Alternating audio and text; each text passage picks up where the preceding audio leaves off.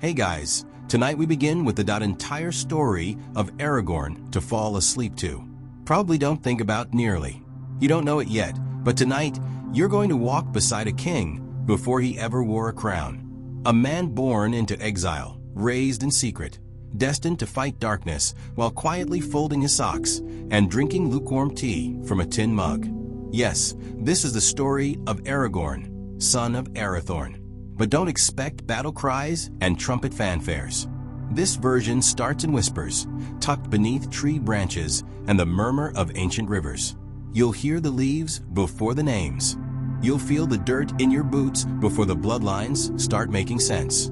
Before we begin, you should probably know that you won't make it through this day. Not awake, anyway. That's okay. That's sort of the point. So go ahead, get cozy. Maybe tap that like button softly, like you're patting an old horse on the neck. And if you feel like telling me where you're listening from and what time your eyes started blinking slower, drop it in the comments. One day, some scholar might unearth your message like a rune in the ruins. Now let's ease into tonight's journey. The forest smells like damp bark and mossy patience. You're not sure how long you've been walking. The twilight has a way of folding over itself in these parts. This is the north of Middle-earth, Eriador, if you want to get fancy. No one uses maps out here except wizards, and they don't share them. Somewhere beneath your soles, roots press against stone paths built by hands long gone. There's a house ahead, though house is generous. It's half wrapped in ivy, half built into the hill. Windows flicker with warm light, the kind that seems to pulse slightly when you blink slowly. You arrive at Rivendell, or Imladris, as the elves call it. You're not here to stay.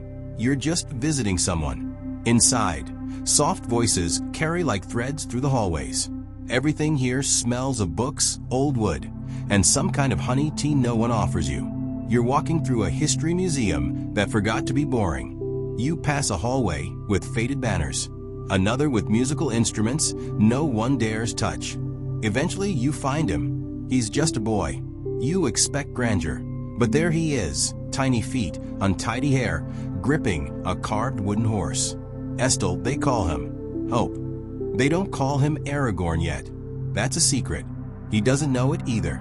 Not really. Lord Elrond sits nearby, half smiling the way someone smiles when they know a child is both safe and doomed. He must be hidden, Elrond says to someone unseen, until the time is right.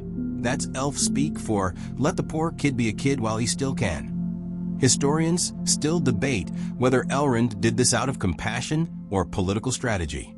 Maybe both. That's usually how elves operate. You step back. The child turns his head, stares through you. You feel suddenly like a ghost. The floor creaks, though you didn't move.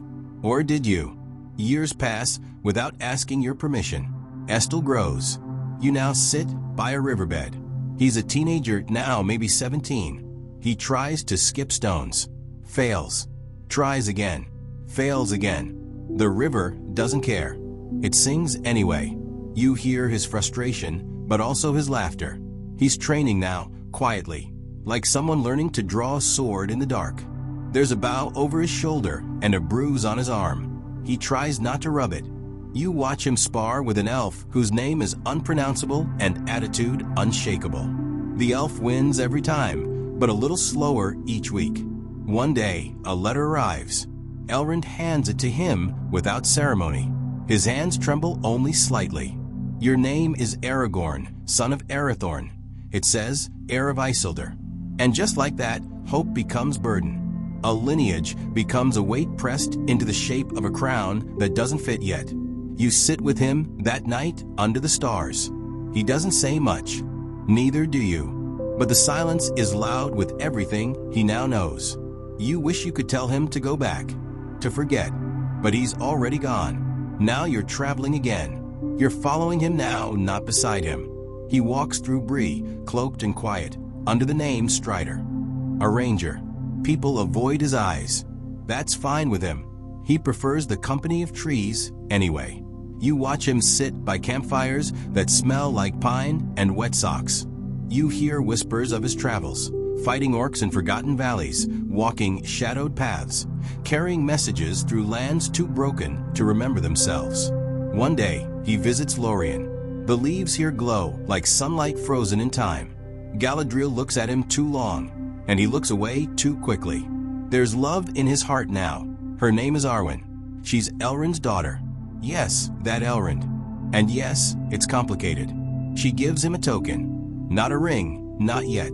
Something smaller. Maybe a look. Maybe a promise only elves can hear. He hides it in his cloak, near his heart, which beats like a drum no one else can hear. You lie beside a dying fire. The stars above blink lazily. You realize something odd.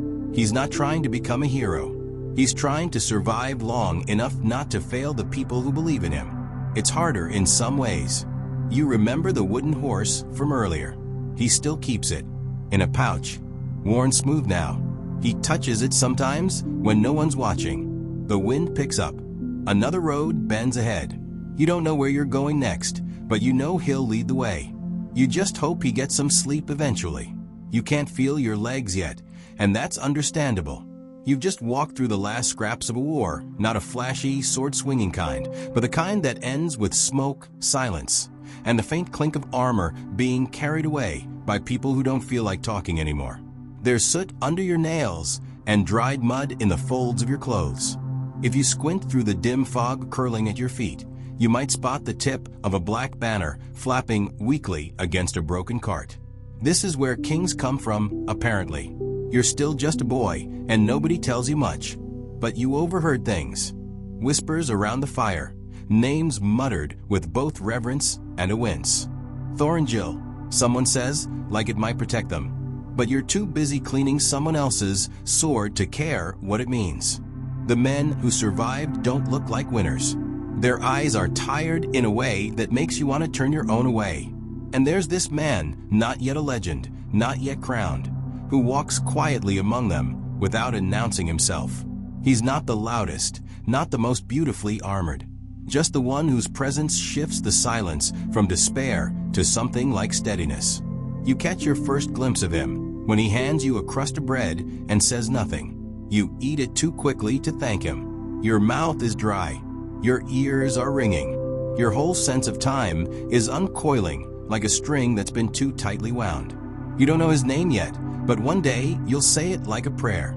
Later that night, when the campfire finally throws some warmth on your skin, you learn the bread giver is the same man who rode out at dawn to parley with the corsairs. The same man who disappeared weeks ago on some hopeless errand. The same man who came back bringing ships and men and flags no one expected to see again. Historians still argue over how he managed it, if it was fate or cunning or a bit of both. Some say it was a ghost fleet, cursed and unkillable. Others say he just spoke well to the dead. Either way, Aragorn, yes, that's what they call him now, doesn't seem too interested in the songs being whispered around him. He sits by the fire like he belongs to it, tending the flames instead of basking in them. His boots are still soaked with salt water. He smells like iron and moss and old stories. And when he finally sleeps, curled with his cloak for a pillow and one hand still near his sword, you find yourself watching him like a younger sibling, hoping the older one knows what they're doing. Which, let's be honest, is often not the case. The next day, someone gives you boots. They're too big, but they're yours now. That's how legacies begin sometimes. Not in grand ceremonies, but in the offhand kindness of someone who doesn't have time to explain who they really are. That evening, as the camp begins to break down and move east, you pass the remnants of a flag caught in a tree branch. It's faded, black on silver, a star. You pocket a scrap of it, just in case. Obscure cultural tidbit time. Did you know some of the Dúnedain Aragorn's people used to bury small pebbles from their homelands under trees when they camped far from home? A quiet reminder of where they came from, a promise to return. Or maybe just a superstitious habit. Nobody knows if Aragorn ever did that. He was always hard to read. Now, the pace changes. The march grows longer. The wounded ride at the front, the able-bodied behind, and in between them, hope and exhaustion arm in arm. Aragorn walks with a quietness that's almost eerie. You start to notice how people clear a path for him without realizing it. Like they're responding to something deeper than memory or loyalty. Maybe it's gravity. And then one morning, without fanfare, the White City appears. It's not clean. It's not glowing. It's a mess. Smoke still rises from its lower levels. The walls are scarred. The gates groan as they open, and nobody sings. But Aragorn doesn't falter. He steps through the broken threshold like someone entering their own home after a long time away, unsure if anything's where it used to be. You're swept along behind him. The smell of ash and wet stone fills your lungs. The streets are lined with people who aren't sure if they should cheer or cry, so most of them do neither. They just watch. You watch too. A woman drops a jug. It doesn't shatter, just rolls away into a gutter. That's the kind of day it is. Aragorn doesn't seem to notice. Or maybe he does, but chooses not to react. He walks straight to the citadel, not with the strut of a man claiming power, but like someone visiting a grave. You remember someone whispering, "He won't take the crown." Not yet. Apparently, he believes in timing. He spends that evening not on a throne, but among the wounded, mixing herbs, whispering names, bandaging a child's arm. They call him the hands of a healer. You find yourself believing it because when he touches your shoulder, a cramp you didn't know you had disappears. That night, beneath a balcony draped with sheets instead of banners, you hear someone say, "He might be the king we didn't deserve, but he's the one we got."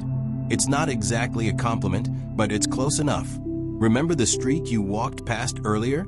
It's back. This time you walk it slowly, watching lanterns flicker to life in cracked windows. The city is trying to remember how to be a city again. People sweep broken glass like it's dust. A child laughs once, startled by the sound. Someone plays a harp off key. It's beautiful anyway. And Aragorn? He walks the city each evening, not because he has to, but because he wants to feel it breathing again. Sometimes he speaks with the stonecutters. Sometimes he helps repair a fountain. Sometimes he just listens. You sit on a ledge one morning, legs dangling, watching him speak to a gardener trying to coax green from gray. You can't hear the words, but it feels like something is blooming. Another day ends. You are not who you were when this all began. And he is not just Aragorn anymore. Not just Strider. Not just Thorngill or Elisar or any of the other names stitched into the hems of old songs. He is a man who waited to be king until the world was tired enough to need one. The stars come out. You lie on your back, boots kicked off, the ground still warm from the sun.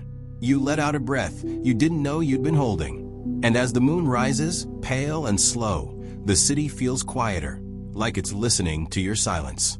You probably won't make it through this night without drifting off. That's okay. You've walked far. You've seen things most will only dream about. Now close your eyes that he crouches at a bend in the trail and brushes aside leaves to reveal a half-buried stone. A mark, faded elvish.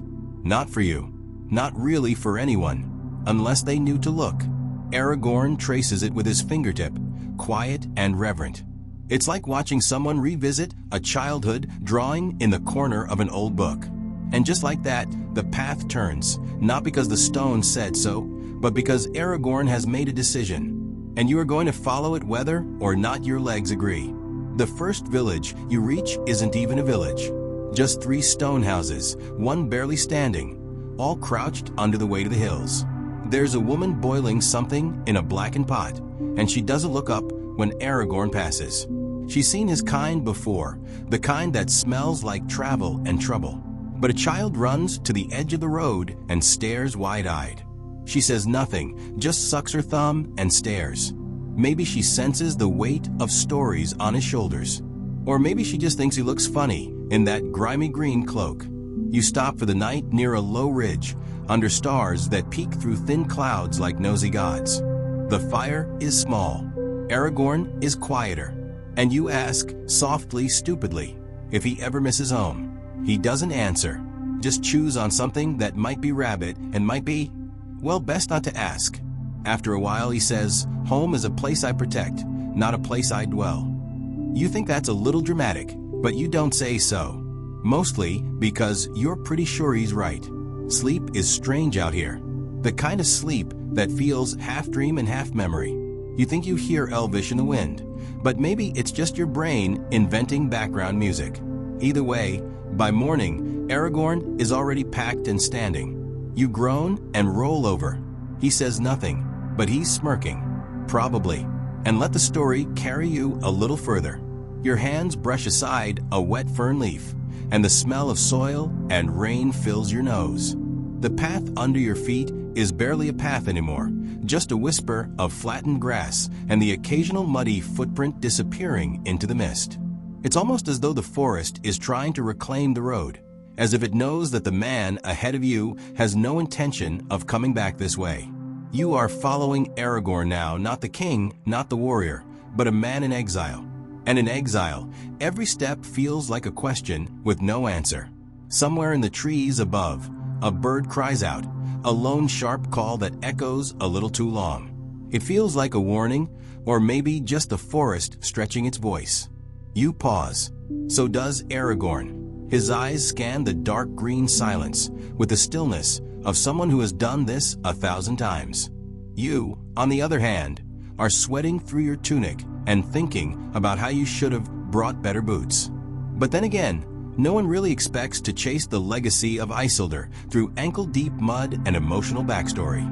Now you're walking again, and your knees are trying to file a formal complaint. The forest thins, and then opens to a crumbling watchtower, Weathertop. You remember this name. Everyone remembers this name. This is where stories sharpen, where shadows reach longer than the sun allows. Aragorn's gaze darkens here, but he walks through the ruins like he's visiting old friends. He stops at a broken arch, brushes the moss away, and sighs. He doesn't say what he sees, but you can feel it, ghosts of battle, of running, of Frodo gasping on the stone. Historians still argue over how long Aragorn wandered before the Fellowship. Some say decades, others say centuries, although that may be poetic license. What they agree on is this: he saw more than most, lost more than most, and somehow still stood tall enough to be a king. What they don't mention is how often he probably got rained on, or how often his boots must have split open on rocks like these. The noble narrative never includes foot rot. The next few days are a blur. Wet trees, dry bread, stories around fires that don't crackle enough to be comforting. Aragorn opens up slowly, like a reluctant diary. You learn about the Rangers, about their quiet watch on lands that don't thank them, about villages that don't know they're being protected, about nights spent listening for footsteps that never come. Sometimes, he says, the absence of danger is the only sign we were here. By now, your muscles have either adapted or given up entirely. You're not sure which. What you are sure of is this: Aragorn never walks without purpose. Even when the path looks random, even when he doesn't speak for hours, there's a rhythm to it. A heartbeat in the silence. He's following more than memory. He's following blood, Isildur's blood, and it is a heavy, messy lineage to carry. One night, just before sleep, he finally mentions Arwen, quietly, like it hurts, but he needs to say it out loud. Just her name, nothing else. And somehow, that says more than 1,000 Elvish poems.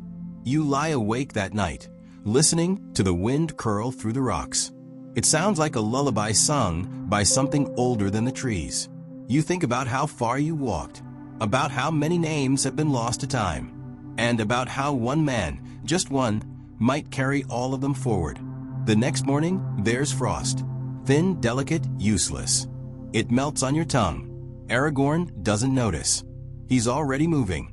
So you follow again, because that's what this is now. A journey with no map, through a story that's only just remembering how to be told. It's still dark when the sound of horses wakes you. They're not galloping, just moving slowly down the wet slope beneath your window, hooves pressing soft dents into the muddy earth. You barely lift your head. Through the haze of sleep, you see a few rangers in worn cloaks nodding toward you as they pass, blending into the mist like fading thoughts. You pull the blanket tighter. By now, you've lost track of how many nights you've slept in strange corners of the wilderness, and how many mornings you've woken up not quite ready to move again. You're used to it. Sleep and discomfort have a pact, never too far apart. But the birds are starting to grumble in the trees, and somewhere nearby, someone's trying to light a fire with damp kindling. So you stretch, yawn into the wool of your sleeve, and get up to meet another long day. The road this morning winds through low hills covered in brittle grass and patches of heather. A distant mountain sulks on the horizon, blue and half-dreamed. Your boots are already wet, and you're not even halfway to the next village. But at least the air is fresh. There's a certain music in the wind here, something you almost remember. It carries no urgency, no fear, just a calm kind of oldness. Rangers are like smoke, always moving, never quite held. You travel with them in silence, rarely more than a glance or a grunt exchanged. But there's comfort in the rhythm of shared solitude. The one they call Strider doesn't speak much either, but when he does, everyone listens. He walks like someone who knows where he's going, even when he doesn't. A little before noon, you pass an abandoned watchtower, half crushed by vines and centuries. You pause. It smells like damp stone and time. A few broken carvings still cling to the upper stones, something about an ancient kingdom that fell apart long before you were born. You press your hand to the mossy wall and feel the cold whisper of history. Historians still argue about what this outpost was meant to guard. Some say it faced east to watch the old roads. Others think it had nothing to do with war at all. Maybe just a place to rest between harder places. Either way, no one guards it now but crows and ghosts. You break for a small lunch near a stream. Bread, cheese, maybe a few nuts if you're lucky. Strider sits nearby, sharpening his blade on a whetstone that's seen too many seasons. You wonder, not for the first time, how someone who seems so thin and quiet could carry so much weight in his presence. He reminds you of a storm cloud waiting for thunder. And then he says it, half to you, half to the wind. This path will not be walked again in peace for a long time. You don't answer. There's nothing to say, really. The rest of the day passes in fading gold and deepening shade. Trees stretch their bony arms over the trail, whispering leaves and warning sighs. A fox watches you pass, unconcerned. You think about how the world once felt bigger, and how now it just feels heavier. By nightfall, the group settles in a shallow valley, shielded by rocks and bramble. A small fire is coaxed into life, its crackle the only rebellion against the cold. You sit close, letting the warmth soak into your bones. Strider speaks again, softly, sharing a tale of his people, of Elendil and Isildur, of Numenor's fall, and the long line of kings who vanished like stars at dawn. You're not sure if you believe it all, but the way he tells it, measured, slow, with just the right amount of sadness, it makes you feel like you do. Did you know Aragorn once served in disguise under another name, Elisar, in the lands of Rohan and Gondor? Few did. He fought wars the people didn't know they had, saved villages from plagues they thought were chance. A shadow among shadows, choosing to be forgotten rather than celebrated. He even fell in love, once, but not with someone ordinary. Arwen, daughter of Elrond, half-elven and destined for something entirely different than a wandering ranger. Elves live longer than hope. You wonder how anyone could fall for someone who might live forever, while your own time passes like candle smoke. The fire dies down to embers. Someone coughs in the dark. You lie back, staring at stars that look exactly like they did the night before, and the night before that. But something feels different. The air hums with a soft promise. Maybe it's just the altitude, or maybe it's the sense that something is coming. You drift off with your hands behind your head, your pack as a pillow, and a cloak that smells faintly of pine and sweat. Tomorrow's another march, another ruin, another fire, and maybe, just maybe, a whisper of what lies beyond all this wandering. Because Aragorn's story is still just beginning, and somehow, strangely, it feels like yours is too. You wake with frost on your cloak and the ache of sleep in your shoulders. The fire's long gone cold, but the embers glow faintly like eyes half closed. Around you, the rangers are already moving, silent, practiced, unburdened by the weight that presses on your chest. You sit up slowly, bones creaking in protest, and look toward the east. The sky is turning copper, like a blade catching fire. No one speaks. They rarely do at sunrise. There's something sacred in this quiet, something too fragile for words. You eat a strip of dried meat, wash it down with a mouthful of stream water, and begin the march again. Today's path cuts through a thick forest, ancient and moody. Every tree seems to lean inward, as if listening for something they forgot centuries ago. You watch your footing. Roots twist like the bones of giants, and the moss is slick with yesterday's mist. Somewhere in the shadows, an owl blinks. It's here, in this silence, that Aragorn begins to hum, barely a sound, a tune so old it might have been born with the stars. You recognize nothing of it, but somehow it feels like something you've always known, like the lullaby of a forgotten homeland. You want to ask him what it means, but you don't. Some melodies are answers without questions. Later, the group pauses in a glade where the light trickles in like honey through the branches. Here, Strider speaks again, softly, but with a weight that stills the wind. There are places in this world, he says, where time slows down, not in hours or days, but in memory, in grief. You don't understand at first. Then he nods to a stone barely poking from the moss. You brush it off and find a name etched in an ancient tongue. A grave, one of many, forgotten by all but the forest. He kneels beside it for a moment, not praying, not mourning, just remembering. You kneel too, not because you knew the one buried there, but because it feels wrong to stand. When you move on, it's with quieter steps. As the afternoon turns gold, the trees begin to thin, and the land opens into a high ridge overlooking the valley below. You pause, breath caught in your throat. It's beautiful, wide and green, threaded with a silver river, dotted with old ruins that look like the bones of a dream. Somewhere down there lies a town that still sings songs of kings long gone. Strider stands beside you, his eyes not on the land, but beyond it. You follow his gaze, but you see nothing. Maybe it's not for you to see yet. They will not remember me, he says, not as I am now.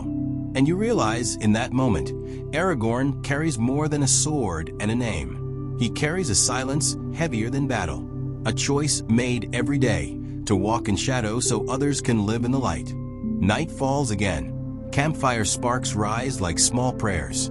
Someone hums that same old tune. You sit close, not speaking, just watching the flames dance. You think of the grave of the owl of the valley below, and you wonder how many stories lie beneath your feet, untold, unseen, waiting for someone to walk slow enough to notice. The fire crackles softly now, casting long shadows that sway gently across the forest floor.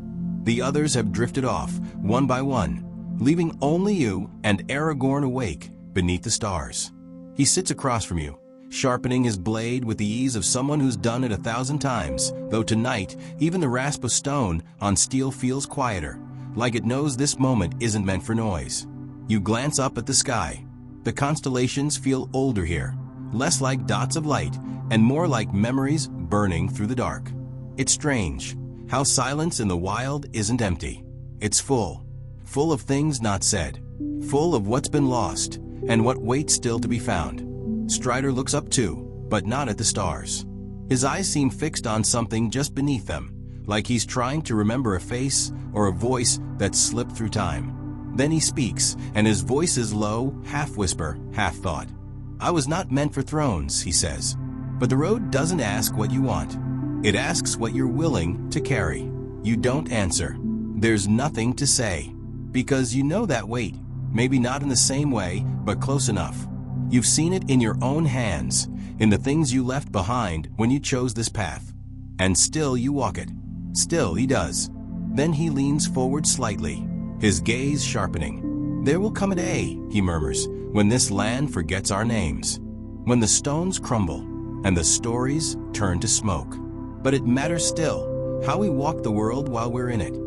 You nod slowly, and he sees that you understand, not with words, but with something deeper.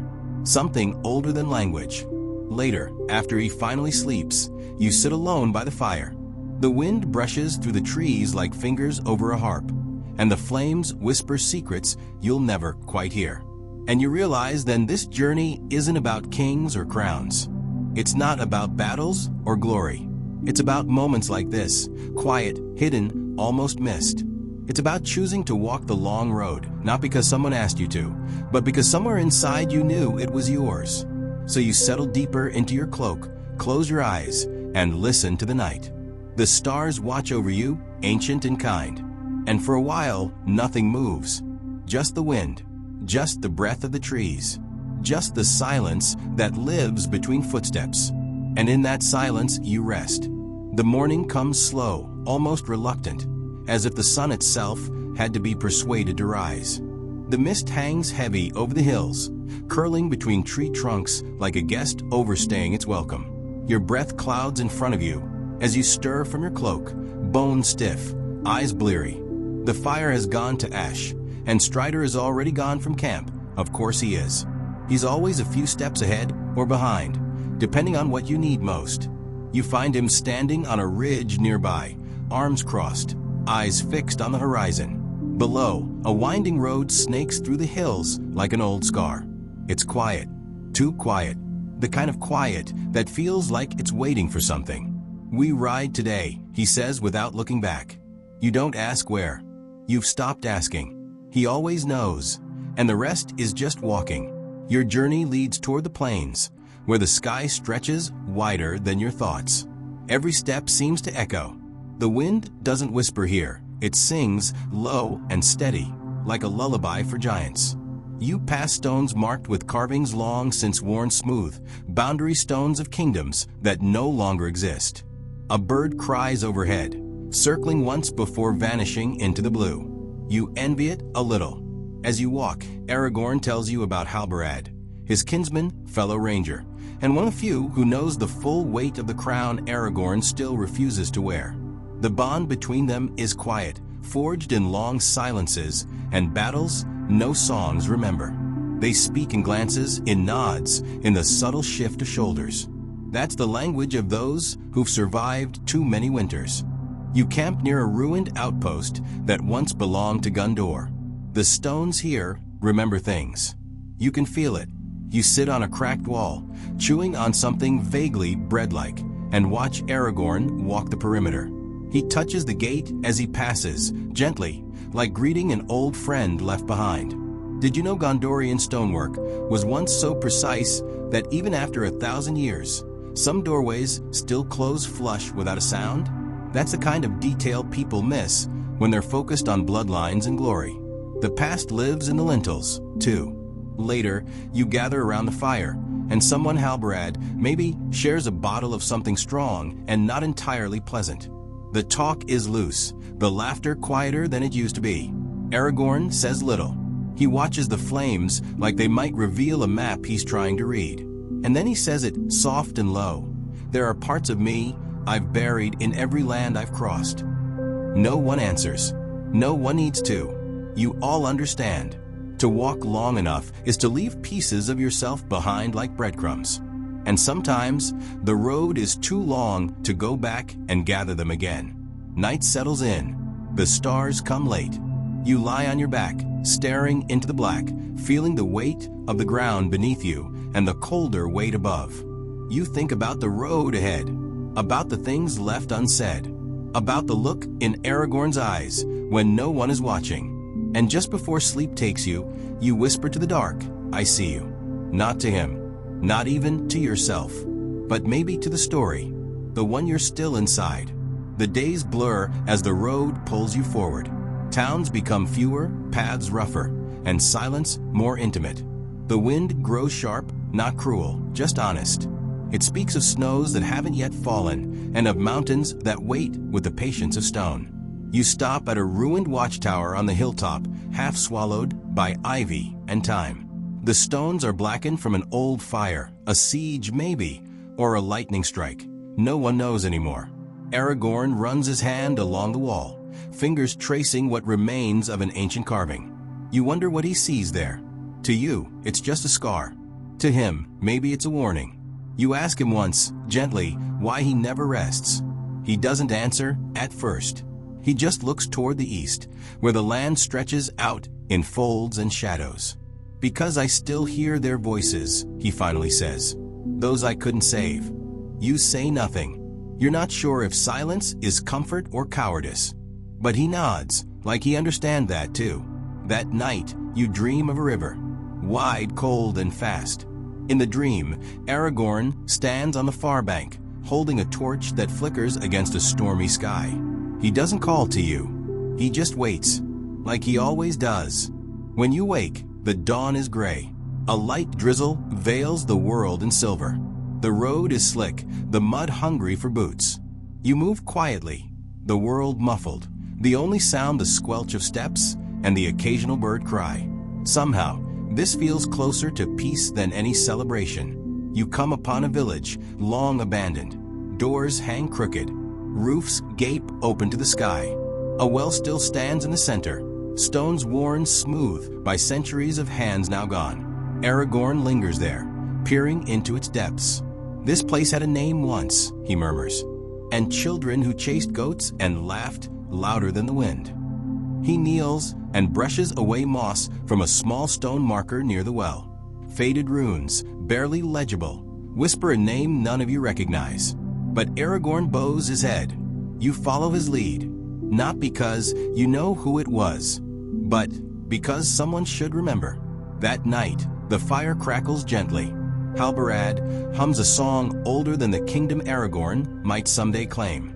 You lean back, wrapped in cloak and calm, and for a fleeting moment, you wonder what it would feel like if the road simply ended here. But of course it won't. Because the road doesn't belong to you. It never has. It belongs to him, the man with too many names, too many scars, and too much memory. And so, when the stars come out again, you listen closely. Because under that quiet sky, you realize you're not just following a king. You're walking beside a story still being written. You leave the village behind like a breath held too long. The land begins to rise, gentle hills rolling toward the teeth of distant mountains.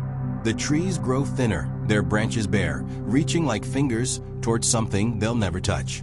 There's a hush in the air, not silence, but expectation. The kind of stillness that feels like the world itself is watching, waiting. Aragorn walks ahead, his steps measured, his shoulders carrying more than gear and sword. You can feel it from behind him.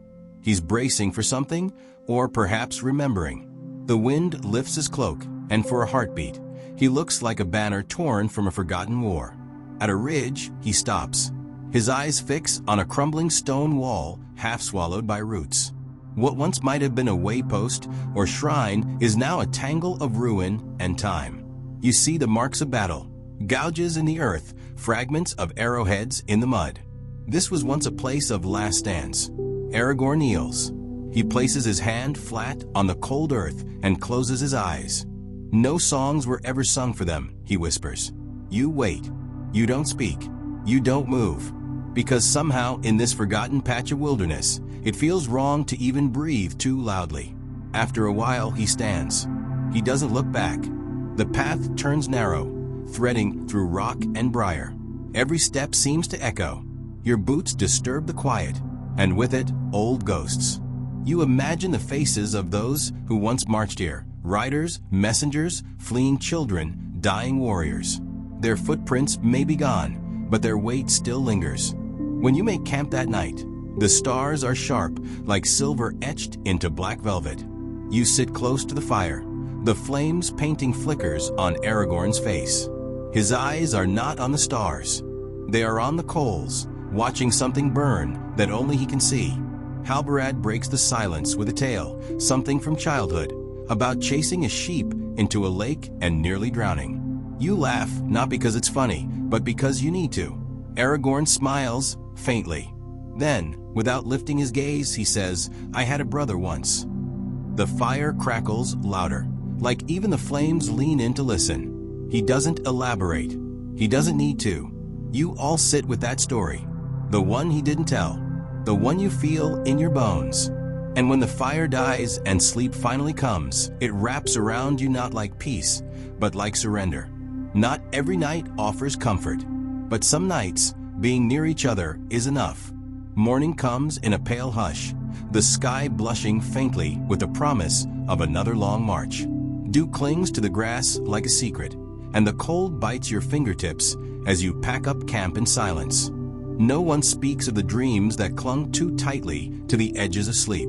Aragorn is already standing, already watching the horizon. His back is straight, but there's something taut in his posture today, like a bowstring pulled too far. He looks not just ahead, but inward. You wonder what memory haunts him now. The trail curves along a river, narrow and fast. Mist clings to the banks, curling through reeds and over ancient stepping stones slick with moss. You cross carefully, the cold water lapping at your boots. On the far bank, Aragorn kneels again, brushing his fingers against a worn sigil carved into stone. Weathered, nearly lost to time. He says a name you don't recognize. Then another. Then he is silent. These stones are not graves, but they are all that remain. As the day wears on, the trees give way to open moor. The wind here is constant, tugging at your cloak, howling low through the grasses like a chant. Somewhere a hawk cries, a lonely sound in an even lonelier sky. You see it before Aragorn speaks of it. A tall stone tower in the distance, broken at the top, leaning like a man with too many regrets. The watchtower of Amon Sul. We'll rest there, he says. The climb is steeper than it looks, each step stirring old bones beneath the soil. Wildflowers bloom in cracks along the path, violet and white, defiant little things. Life, stubborn and quiet even here. At the summit, the ruin greets you with shadows and wind. Half the walls have fallen, the stones blackened with fire. But the view stretches endless in all directions. Mountains crouching far off, plains rippling like sea. This is where it began, Aragorn murmurs. You don't ask what he means. Some truths are too old to name aloud. He kneels again, as he always does, touching the earth like he's listening for a heartbeat long gone. You sit nearby, watching the sky deepen, the clouds curl like smoke. When the stars rise, there's a stillness. Not absence, but reverence. Here, in this place of ruin, you feel something vast. Not despair exactly, but the weight of all that's been lost, and the fragile, flickering beauty of all that remains. Aragorn does not light a fire. The wind is too strong, and the silence too sacred. Instead, you sit in the shelter of a half-fallen archway, wrapped in your cloak, watching the stars gather above like a slow procession of old friends returning from exile. He speaks at last, voice low, nearly carried off by the wind.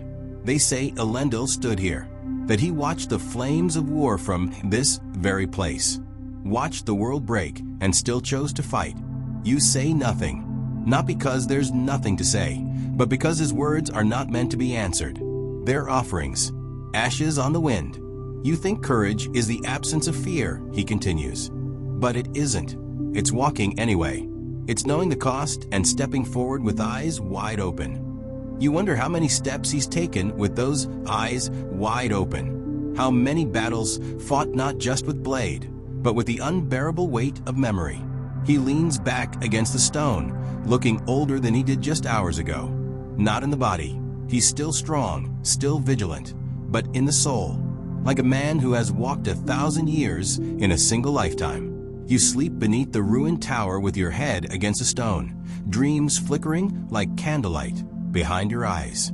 You dream of a great flame rising in the distance, of voices shouting names you've never heard, of a crown falling from fingers stained with ash.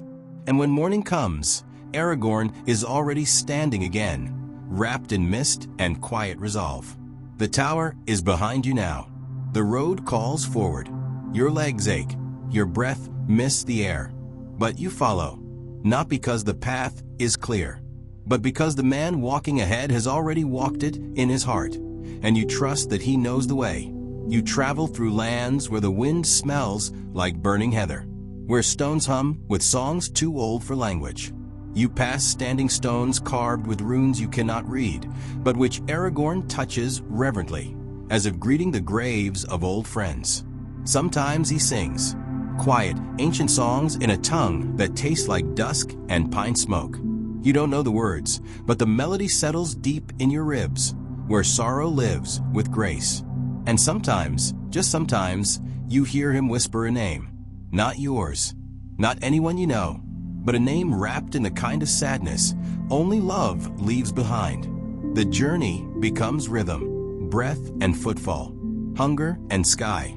Days pass like pages fluttering in the wind, and though nothing changes, everything deepens. Even the silence feels older. One night, as you make camp by a river that runs clear and fast over silver stones, Aragorn sits beside you and says nothing for a long time. Then he simply says, "You're doing well." And somehow, those 3 words fill the empty spaces in your chest better than 1,000 speeches. You don't respond. You just sit with him, shoulder to shoulder beneath the stars, listening to the world breathe. And for a moment, it is enough. The river sings its soft song beside you, a lullaby whispered in stone and stream. The moon drifts high overhead, and the fire crackles low, casting gold across Aragorn's face like an old painting come to life. He sharpens his blade without looking at it, the motion practiced, gentle, like a ritual performed not for war, but for remembrance. The steel glints in the firelight, clean, silent, waiting. You watch his hands. Noticed how steady they are. Not cold, not hard, just sure. Hands that have pulled men from mud, held king's seals, traced the edges of ancient maps, and perhaps once trembled for love. He does not tell you what lies ahead, but you can feel it in the way his eyes search the darkness, in the hush that settles between the trees, in the weight of every step taken towards something vast and unseen. The road bends into a forest, now deep and old. The trees speak in creaks and sighs. Moss carpets the stones like time itself, and sunlight filters down in quiet gold. Here, Aragorn moves with reverence, as if the roots beneath your feet remember him, as if he's walked this place not just in body, but in dream. He places his hand on a tree as you pass, eyes closing for a breath. "This land, it's old," he murmurs. "It forgets nothing." And you believe him. You sleep beneath those trees that night, wrapped in a cloak that still carries the scent of pine and ash. The forest holds you like a cradle, and in the quiet, you hear the echoes of forgotten footsteps, the ones that came before, the ones that linger still. When you wake, dew glistens like starlight across the leaves, and Aragorn is gone. But not far. You find him at the edge of a shallow pool, kneeling. Not to drink, not to wash, just kneeling like someone paying respects or mourning. He rises slowly when you approach and meet your eyes. There is no explanation, no story shared, but something passes between you, a thread of understanding too fragile for words. You continue on, and now the land rises, becomes windswept and vast. Hills roll like ocean swells beneath your feet. The sun is sharp here, but the air is colder, clearer. In the distance, jagged peaks claw at the sky, and at their base, barely visible, a great white city gleams. Aragorn stops. He does not speak. He just stands, watching the city like a man looking into the heart of his own soul. You do not ask him what he sees, because somehow you already know. He breathes in deeply, the wind lifting his cloak like a banner. The sunlight catches in his eyes, not with joy, but with a quiet, aching weight, like someone staring down both destiny and memory at once. You walk beside him now in silence, your steps sinking into the soft earth. Each footfall feels like a drumbeat in some ancient song you don't know the words to, only the rhythm. As the city draws nearer, the silence thickens. Not from fear, but reverence. The towers shimmer like bone and pearl, carved by centuries of hope and sorrow. Flags flutter gently above the battlements, though you can't yet hear them. Aragorn speaks, but not to you. His voice drifts out like smoke. This is where it ends, or begins. The gates are not yet open, and still he walks as if summoned, as if every wall and stone has waited patiently for his return. His presence is not loud, not commanding. It's a kind of power that doesn't need to announce itself. At the base of the city walls, a single guard steps forward. The man falters just slightly when he sees Aragorn, not from fear, but from recognition, though he cannot place it. No words are exchanged, only a look, a pause, and then the gate begins to rise. Inside, the streets are hushed. People glance from doorways, from windows, not in panic, but in wonder, as if something once lost has wandered home. He does not wave. He does not speak to the crowds. He simply walks, his boots echoing softly across ancient stone. You follow, unsure if you are still dreaming. Upward, the stairs seem endless, winding through arches and courtyards touched by age and shadow. Flowers bloom in high terraces where the wind speaks softly in Elvish. Finally, you reach a high garden bathed in late golden light. The white trees stand there, bare, waiting, silent, its branches brittle and beautiful like the ribs of a forgotten god. Aragorn stands before it and closes his eyes. A breeze stirs. One petal flutters loose. One. And then he kneels, not in defeat, but in devotion. You don't know if the tree has recognized him, or if the wind simply decided to speak. But in that moment, something shifts in the world. Softly, slowly, like the first turn of a great wheel. And when Aragorn stands again, you know without being told that he has accepted who he is. Not because of blood, not because of prophecy, but because the world needs someone to remember what it means to serve rather than rule. And he has remembered. The white tree still stands silent, but you feel it now, the hush that comes not from absence, but from awe, a stillness so deep it feels like the entire world is holding its breath. He steps back, turns toward the terrace that overlooks all of Gondor. The rooftops, the stone paths, the river winding like silver below. And though the city is vast, he does not look down on it as a king surveying property. He looks upon it as someone who has long loved something from afar and is finally allowed to return, not to claim, but to care. From behind, you hear a voice, a soft, measured one. It is time. You turn to see Gandalf. Aragorn nods, but does not move right away. Instead, he speaks softly, almost to himself. They do not know me. They only remember stories. Gandalf replies, then give them a new one. And so he descends again, through corridors that whisper of older kings, of battles long past and hopes long buried, past banners faded by time, past doorways that have not opened in decades. The throne room waits, long and cold, draped in shadow. The throne itself sits empty, not with longing, but with judgment. Aragorn stands before it. He does not rush. He does not kneel. He does not weep. Instead, he lifts the sword that was broken and places it beside him, its blade catching the flickering light of 100 torches lit in quiet ceremony. He takes a slow breath and speaks, calmly, firmly, not as a ruler, but as a man who has lived through storms. I am Aragorn, son of Arathorn. I do not claim this seat by right, but by service. I come not to rule over you, but to protect what you already are. The room is silent. Then from the back a voice, clear and unsure, asks, are you truly the king? He turns, not to dismiss or lecture, but to smile gently. I am a steward, a keeper. If you will have me, I will stay. That is how the city learns who he is, not through conquest, but through humility. The throne is not taken. It is invited. That evening, the city does not erupt into wild celebration. There are no parades, no trumpets. Instead, lanterns are lit one by one across the stone terraces, like stars descending gently to the earth. You walk with him through the quiet streets. Children peer from behind their mother's skirts. Old men nod, not out of fear or duty, but with the solemn recognition of someone who has seen too many winters to waste warmth on flattery.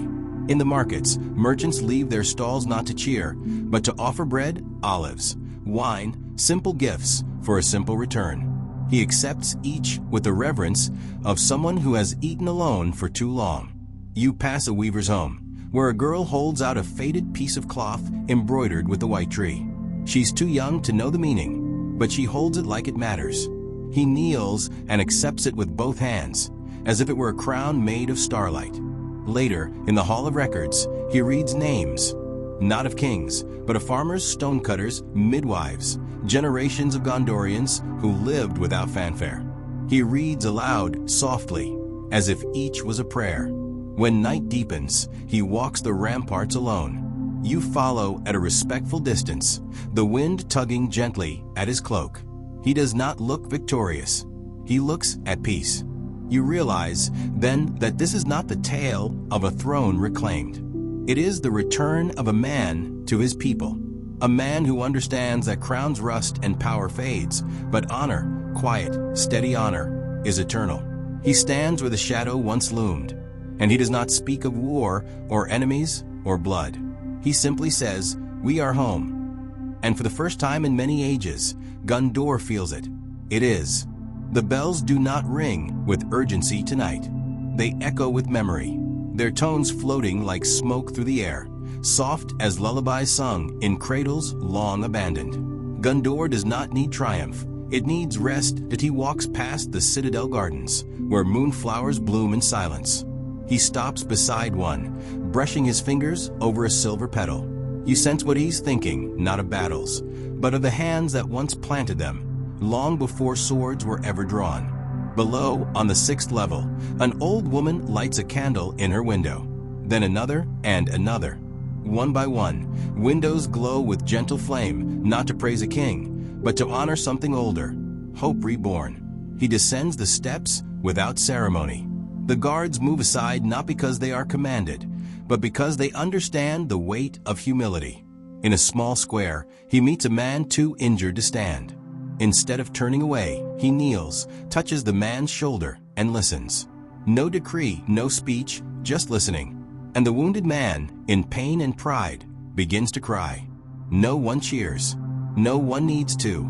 A little boy runs to him, unsure, then throws his arms around his leg. He chuckles gently, bending low to speak to him. The boy asks, "Are you the king now?" And he replies, "Only if I remember what it means to serve." You walk beside him in silence. The stars hang low, as if drawn closer by quiet dignity. When he reaches the white tree, it is still dead, still barren, but he does not demand it bloom. He simply stands head bowed and places his hand on the trunk, a gesture of patience, of trust. Perhaps tomorrow it will blossom, perhaps not. But tonight, that does not matter. Tonight, the city breathes, and at its center, no throne, only a man, and a promise kept. The wind moves gently through the tall stone corridors of Minas Tirith, not as a howl, but as a whisper, carrying no command, no fear, just a breath, a memory of peace long postponed. He does not wear his crown. It rests on a cloth, untouched, in the Hall of Kings. There is no rush. Crowns mean nothing if the heart beneath them has not yet settled. He stands in the houses of healing, not to be healed, but to watch. A soldier stirs in his bed, bandaged, broken, but alive. A nurse hums as she mends a torn tunic by candlelight. He smiles faintly. This, more than any victory, is the work of kingship. A cat winds around his feet, thin from hunger, but proud. He bends, scratches behind its ear, and it purrs. No banner flaps behind him. No fanfare marks his path. He steps into a workshop where old men rebuild wheels and handles, with shavings littering the floor. One nods to him, hands covered in sap and soot. He returns the nod. No words pass. None are needed. Above them all, the tower still pierces the sky, but it no longer looms. It watches, with light in its windows, not fire. In the courtyard, he sits on a bench worn smooth by generations. A child passes him a plum. He takes it, bites, and thanks her. The juice stains his fingers purple. It is sweet, real. The white tree remains bare behind him, unmoved. Yet something has changed. Not the tree, not yet, but the waiting. And in the distance, from the shadows of the broken eastern gate, a single flower pushes through the stones. Not a miracle, a beginning. You walk through the gardens of the Citadel in the early morning light. The dew is still fresh on the leaves, and every step echoes softly on the old flagstones. The air smells of earth, old stone, and lavender, a scent that belongs to no single age, but to peace itself. A gardener, older than many of the soldiers who fought for the city, raises his hand in greeting. You nod back. His hands are rough, but his eyes are gentle. He knows something most warriors never learn, how to make things grow again. The tree at the center of the court is still bare, yes. But now, someone tends to the soil around it. It is watered, watched. You kneel by it briefly, not to pray, just to be near. From here, the view stretches far, over rooftops and domes and walls, beyond the polenar fields, to the silver line of the Anjouan glinting far below. Once, that river brought warships. Now, it reflects the sky in silence. Inside the halls, a tapestry is being repaired. Threads of gold are slowly restitched where fire once left black holes. The weaver is young. Her hands tremble at times, but the thread holds. In a small room beneath the tower, scribes copy records lost in the chaos. Births, marriages, names. They do not write of battles. They record the return of life. You pass by the kitchens. Laughter rises with the smell of bread. It is loud and unguarded, the kind of laughter that had not been heard in years. Someone has drawn a smiley face in flour on the counter. You linger in the library.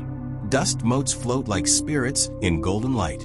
Books, once locked behind glass, are now in open hands. Children sit cross-legged on rugs, listening to stories, not of kings, but of kindness. And as you walk back out into the sunlight, you realize something strange. The silence that used to haunt this place is gone. Not because it's louder, but because the silence is no longer empty. It's full now of healing, of breath, of hope returning in quiet, everyday ways. You climb the stairs toward the upper courtyard, where the white banner still flies in the breeze. It doesn't crack like a war flag anymore. It flutters, soft, gentle, like linen on a washing line. A small boy tries to chase it with a wooden sword. He trips, giggles, and is caught by a woman who might be his mother, or maybe just someone who stayed when the fires went out. There is a quiet order returning here, not the rigid order of soldiers and horns and command, but the kind of rhythm that comes from people remembering how to live. A mason hums as he recarves the edge of a broken fountain. A baker argues with a carpenter over the price of flour, both smiling as they do. On the edge of the square, a blind musician plays an old song on a battered lute. No one remembers the words, but the tune still pulls at something deep inside you, like memory surfacing through water. He doesn't play for coin. He plays because his hands remember. The tavern has opened again. No drunken shouting, just low talk, the clink of mugs, and a dog snoring under a table. You walk past the doorway, and the warmth of the fire inside touches your skin like an old friend. In the alley behind the archives, someone has planted herbs. Not in neat rows, just tucked into corners, window boxes, cracks in the wall. Mint, thyme, lavender. You pause, rub a leaf between your fingers, and smell. No speeches, no parades, just this. One stone repaired, one candle lit, one name remembered. You sit on a bench beneath a vine-covered archway, the kind that once shaded nobles, now welcoming anyone who passes. And as you close your eyes, you realize this is not the echo of a kingdom fallen. This is the sound of a kingdom waking up. The breeze carries with it the scent of something sweet, baked apples perhaps, or honey warming in the sun. You don't open your eyes yet. You let it drift over you, like incense from another age, and for a moment, you could be anywhere. A child again beneath the kitchen table. A soldier resting against a tree. A king without a crown. You hear soft footsteps near the bench. Not hurried, not cautious, just a rhythm, as natural as birdsong. When you look, it's an old woman with a basket of cloth, fresh-washed, sun-dried. She nods at you, and you return the gesture. No words are needed. In a city where everything has been said in screams and sermons, silence feels like a blessing. A cat slips past, tail curling like a question mark. It stops, stretches, then leaps onto a low wall, vanishing into ivy. Even the animals have returned to their stories. There's a bell somewhere, not a warning bell, but one for bread or meeting or celebration. You can't remember what the tone means anymore, but you rise and follow it. Your feet know the path before your mind does. Through a narrow lane, sunlight paints the walls golden. The cracks in the stones glow like veins. Every flaw carries the story of fire and ash, yet they shimmer now, made holy by survival. You reach the well in the center of the square. Someone's cleaned it, adorned it with garlands of dried flowers. A girl is drawing water, humming under her breath. Her song is new, not from the old world, not one you recognize, but it belongs here now. You kneel, splash cool water on your face. It smells of earth and metal and memory. Behind you, laughter, not the raucous kind, the kind that bubbles out before it has permission, the kind that means something good is growing again. The sun shifts, and the shadows lengthen like the lines in a beloved book. You sit back, lean against the well, and for the first time in what feels like centuries, you exhale without fear. This is how empires truly end, not in flame or sword, but in peace, in rest, in someone planting rosemary where soldiers once fell. You close your eyes again, and this time you don't need to remember. You just listen. A spoon stirs gently in a clay bowl somewhere behind you. Children chase one another over stones worn smooth by time. The sky above is a deep, forgiving blue. No banners, no smoke. Just sky, and clouds that don't mean war. You let your head rest against the cool edge of the well. The stone has been here longer than most kings. It has heard the names of every god whispered into its cracks, felt every hand reach for water in drought and celebration alike. It remembers without pride, without sorrow, just presence. A hand touches your shoulder, not demanding, not urgent, just grounding. You open your eyes. It's the boy from earlier, the one with the bundle of sticks. He says nothing, only holds out a piece of bread, still warm, still soft. You take it, and he sits beside you, legs swinging freely over the well's edge. You chew slowly. The bread is coarse but good, honest. The way things used to taste before salt became a luxury. A low wind curls through the plaza. It flutters the hems of dresses, lifts dust into lazy spirals. The wind smells of rosemary and clay and a hint of something lost, maybe lavender, maybe thyme. A man walks past leading a donkey with baskets filled with figs. He's singing softly, not to the crowd, but to the beast. It's a love song, you think, though you don't recognize the language. The donkey flicks its ears, unbothered. Someone begins sweeping. Another pulls a stool into the light and begins to peel potatoes. A girl balances a jug on her head as she walks, graceful as water itself. No one tells them to do these things. No king decrees it. No priest blesses it. It simply happens because the day asks to be lived, and they finally remembered how. And you remember too. Not just the hunger or the grief. Not just the sound of collapse or the fire that took the sky. You remember what it feels like to be part of something quiet, something sacred, something whole. The boy beside you hums a tune now, something older than either of you, something that smells like the sea and sounds like the stars. It has no words, just a winding melody that weaves itself into the warmth of the day. You don't speak. There's nothing left that needs saying. No speeches, no names, just breath and bread and the slow return of stillness. The old woman you passed earlier is asleep in the shade now, her head resting on a folded shawl. A cat has curled beside her, purring with the rhythm of peace.